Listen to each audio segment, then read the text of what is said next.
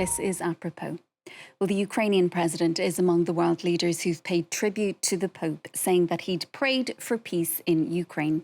But many people there had been critical of the pontiff during his lifetime after he'd suggested that Kyiv should have the courage to negotiate an end to the war with Russia, a statement widely interpreted there as a call to surrender. As the country's Catholic faithful mourn the Pope, some are also hoping that his successor will be more supportive of Ukraine, as Yinka Oyetade explains. A mass paying tribute to Pope Francis gets underway in the Ukrainian city of Lviv. The Pope's passing is a great loss for Catholics here, who make up just 10% of the country's population. But some have mixed feelings. Pope Francis did a lot of good, and we see and understand that the good things he did are so much bigger than the painful thing he did to us. Many in Ukraine are still angry over the pontiff's call back in 2024 for the country to negotiate with Russia. I believe that the strongest is the one who sees the situation, who thinks of the people, who has the courage of the white flag to negotiate. And today negotiations are possible with the help of international powers. Those comments drew sharp backlash, many interpreting the call as Pope Francis asking Kyiv to capitulate to Moscow. With the pain of his words still weighing heavily in the minds of Catholics here, some are already looking to the future. I hope that the next pope who will be elected will be more favourable to Ukraine and will have the strength to call things by their names. While many Ukrainians were left disappointed by Pope Francis's failure to explicitly condemn Vladimir Putin, the pontiff fervently denounced Russia's invasion, calling it a negation of God's dream.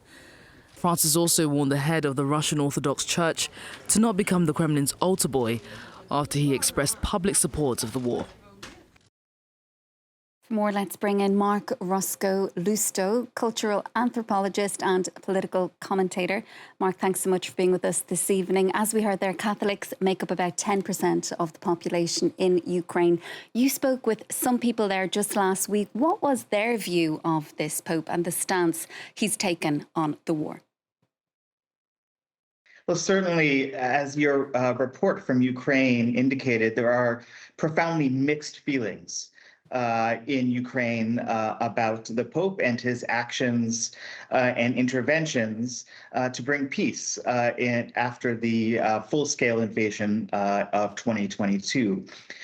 Pope Francis has many virtues, as many of the commentators on this channel and elsewhere have noted.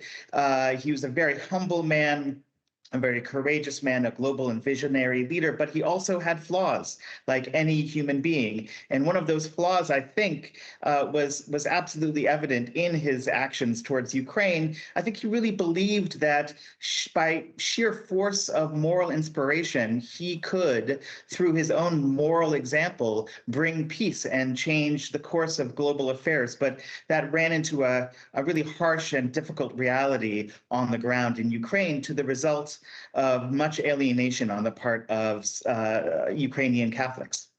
And we heard a little bit of what he had to say there about the war in that report. He was overall a vocal critic of the powerful during his papacy. How critical was he really of the Kremlin? In the end, his statements were, especially on the part of many Ukrainian Catholics, were seen as too careful, too safe.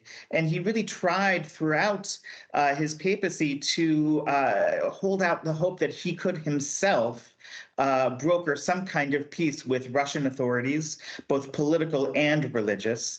And in order to do that, I think he really did take a very safe and very careful. His statements were very safe and very careful when directed especially at the Russian Orthodox Church. In this case, it was really a situation in which his desire for ecumenical unity with the Russian Orthodox Church came into conflict with his sense that the real victims on the ground were Ukrainians, and they were the ones who were truly suffering.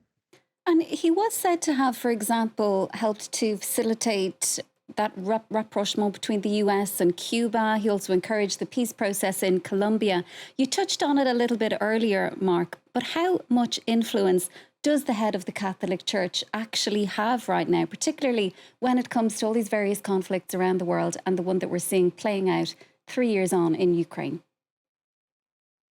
Certainly, popes have always had a profound moral influence, and they were able to shape interpretations of world affairs from moral perspectives. And certainly they inspire the faithful, both within and without the Catholic Church, to take action on the ground in whatever ways they can do. And Catholic institutions, for example, in Ukraine, have been very much central to the effort to bring hope and bring material help to Ukrainian refugees, those who are suffering the most after Russia's illegal full-scale invasion in 2022. But at the same time, I think Pope Francis really aspired to change the course of global affairs in Ukraine, and not only in Ukraine, but in other conflict and war zones, for instance, in South Sudan. And then he also visited Iraq and other places that have seen truly horrific violence.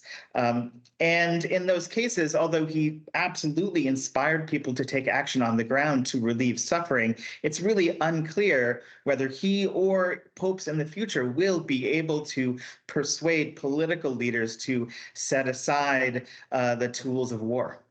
And Marc, you've written about how he had appointed a member of the Ukrainian diaspora as a cardinal during his papacy. How significant was that appointment, and why did he choose a Ukrainian to become a cardinal, even though he wasn't actually working in Ukraine at the time? That's right. So I think you're referring to a Ukrainian Greek Catholic bishop, Mykola Bichuk. And this was widely interpreted at the time. This was as part of, he appointed Bishop Bichuk, now Cardinal Bichuk, in the last round of cardinal selections, right before really the last group of bishops to be elevated to the rank of cardinal. These are, of course, the individuals who will vote and decide upon the next pope in the coming conclave in probably a little bit more than 2 weeks' time. He elevated this Ukrainian bishop. Many interpreted this as a gesture to repair bridges, to repair, I would say, strained, if not worse, relations with Ukrainian Catholics, especially after his statement about the courage of the white flag, which was truly roundly condemned by many on the ground in Ukraine, and was really seen as a very insulting gesture, even though Pope Francis himself, I'm sure, felt like he was trying to use his moral stature, his stature as a morally inspiring figure to persuade Ukrainian Catholics and Ukrainians in general to his position about wanting peace. Anyway, so this was seen as a choice to repair ties with the Ukrainian Catholic community, but at the same time, it certainly strained the Pope's ties with the current titular head of Ukraine's Greek Catholic Church, Archbishop Shevchuk, who then was called to the Vatican very soon after the selection of the Ukrainian Bishop Bichuk as a cardinal. And that meeting was seen again as a way for the Pope to maybe apologize, or at least to contextualize what might have been a snub to the head of the Ukraine's Greek Catholic Church. And Marc, we saw in that report as well, people in Ukraine, you know, they're mourning the death of the Pope, but they're also hoping that his successor will be more vocal in their support for Ukraine. What would you expect from the next Pope? Well, certainly one of the major questions that the next Pope will be facing is what to do about the conflict in Ukraine. The Pope developed his own approach, which I've described a little bit here, which had truly, I think, mixed results. And the next pope will be faced with the task of developing, once again, his own and perhaps distinctive approach to dealing with this truly difficult and painful conflict in Eastern Europe. Archbishop Cardinal Bichok will be, of course, part of the conclave to choose and select the next pope. He will certainly have a voice, even though he's based in Australia, far from Ukraine. He will have a voice and a role in shaping the next pope's approach to this conflict. And Marc, do you have any thoughts about who that next pope might be? One of the names being floated is Hungarian, the Archbishop of Budapest. That's right. I am based here in Budapest, Hungary, and certainly there is a lot of rumor and news swirling around Cardinal Péter Erdő, who is based here in Budapest. It's oftentimes seen to be bad form to announce one's intention or desire to be pope too loudly, to make that desire too clear. And certainly Péter Erdő has kept his intentions under wraps and quite quiet, but it is also very clear to anyone here on the ground in Hungary that the Cardinal Erdő has actually hosted a number of the other members of the College of Cardinals at various different events over the years here in Hungary, oftentimes subsidized by the Hungarian government.